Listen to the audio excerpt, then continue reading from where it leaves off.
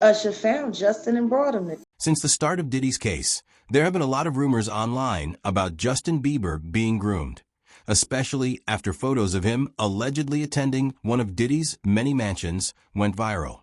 What actually happened with Justin behind those doors has been kept quiet until now, but there are rumors that his former bodyguard may have testified, revealing disturbing details about what happened at those parties. If any of it is true, it's bad. Let's break it all down. The bodyguards testify about what happened at the mansion. I know you're all interested in hearing what he said, but let's set the scene first. Justin Bieber was only 15 years old, fresh-faced, and riding a wave of his early fame. Girls were yelling his name everywhere he went, and he was the hottest new thing in music. However, Diddy was already a well-established mogul with decades of experience and enormous influence in the industry, so there was no doubt that the power dynamic there was completely lopsided. Diddy's former bodyguard revealed that those visits, which have gone viral on the internet, weren't nearly as sus as people have been making them out to be. They were genuinely conversing for barely 2 hours, according to the bodyguard, who explained that Diddy would simply contact him and say, "Yo, I'm in town, bring Justin by. I want you to highlight him for a little while. That's it." Let me give you an overview of what purportedly transpired during these visits. It's very typical industry networking stuff, nothing like the 48-hour party that some individuals have been reporting online. During one of these visits, Justin wasn't going alone. His manager, Scooter Braun, was with him, and of course the bodyguard was present as well. They weren't tucked away in some dubious back room, the bodyguard claimed. They were merely creating promotional videos, which was a component of Bieber's come-up strategy at the time. Keep in mind that it was 2009, and Bieber was the popular new artist that everyone wanted to work with. To increase his influence, his team connected him with well-known celebrities like Justin Timberlake and Nick Cannon. Whether you like him or not, Scooter Braun was a brilliant marketer who understood how to elevate Bieber's profile by linking him to well-known figures. One of the primary things that transpired during the visit was Diddy flaunting himself. So this Diddy connection was probably simply another calculated move in that playbook. What 15-year-old wouldn't be thrilled to discover that we even have video proof of Bieber referencing his Lamborghini? Oh, that's nice. I haven't gotten it yet, though. Yeah, I know. Following this brief connection, Bieber reportedly bounced and went on to other commitments, such as an appearance on a radio station and a Halloween visit to a friend's crib, according to the bodyguard. This timeline does, in fact, match Justin's recorded schedule from October 31st, 2009, so it's not like he vanished for days. Rather, he was simply making the rounds like any other artist on promotion. Let's examine the specifics of the bodyguard's testimony because they are crucial in this case. He claimed that these visits were brief drop-ins rather than prolonged stays that were started by Diddy over the phone rather than some complex scheme to isolate a rising star. Importantly, Bieber was never alone during these visits. His manager and bodyguard were there the entire time. The activities were routine, such as filming promotional films and inspecting automobiles, rather than the ominous scenarios that internet conspiracy theorists have been promoting. Some Reddit users have expressed relief over this confirmation.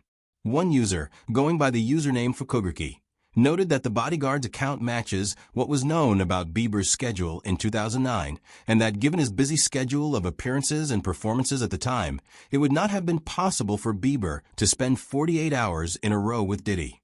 Their comment received 47 upvotes, demonstrating that while many fans believe this chronology explanation to be credible, it's not all happiness and rainbows. The internet is still divided, and some individuals have doubts about the bodyguard's intentions. The controversy becomes even more complicated when you consider the financial aspects that some Reddit users have brought up. One user, Evening Manager 187, received 4 upvotes for suggesting that the bodyguard might be covering for his former boss or that he was even involved in problematic behavior himself. This indicates that while some people believe his account, others are still very suspicious. One user claimed that footage from these encounters sold for $350, $360 million, and that tabloids, although there isn't any concrete proof for these accusations, the fact that we are paying large amounts for screenshots shows how much conjecture surrounds this subject. The financial ramifications raise the possibility that there may be strong incentives for people to either disclose or withhold information about what actually transpired. There is also the matter of that notorious video in which Diddy appears to be cautioning Bieber against remaining silent about their activities together. And he knows better than to be talking about the things that he does with Big Brother Puff on national television.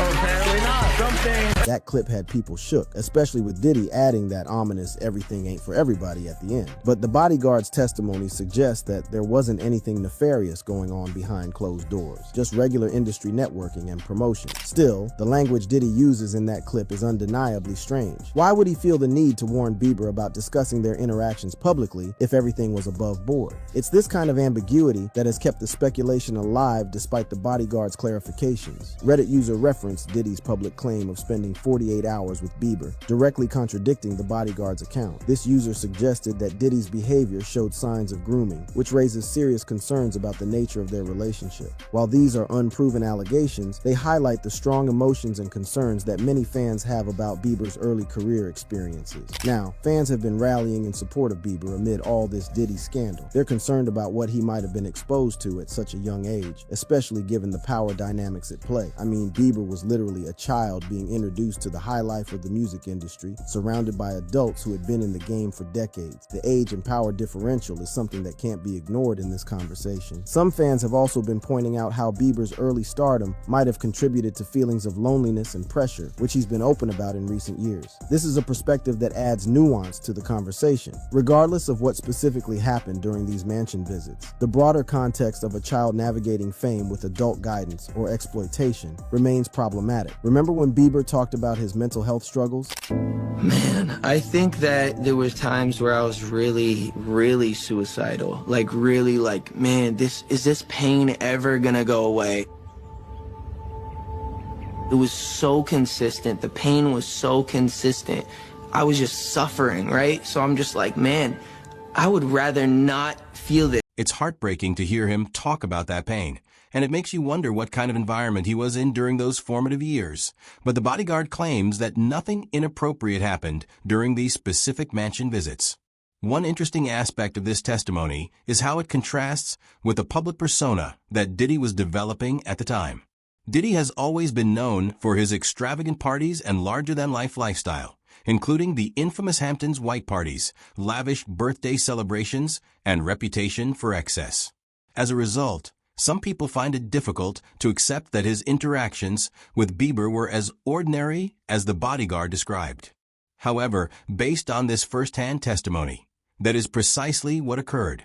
Given the ongoing cultural reckoning in the entertainment industry following the #HashemToo movement and heightened scrutiny of power dynamics in Hollywood and the music industry, many historical interactions are being re-examined through a fresh perspective, making the timing of this testimony especially intriguing. This testimony might be interpreted as a component of a larger movement in which individuals are speaking up about what they have seen in these settings. Okay, family, let's change the subject and discuss the beast himself, his personal life, his road toward mental health, and how all of this drama may be impacting him now. Justin Bieber isn't just any random celebrity. First of all, let's catch everyone up on Justin's recent developments. He married Hailey Baldwin, now known as Hailey Bieber, in 2018, and they recently welcomed their first child, a son named Jack Blues. He has been in the spotlight since he was a young child, and that kind of pressure does something to a person.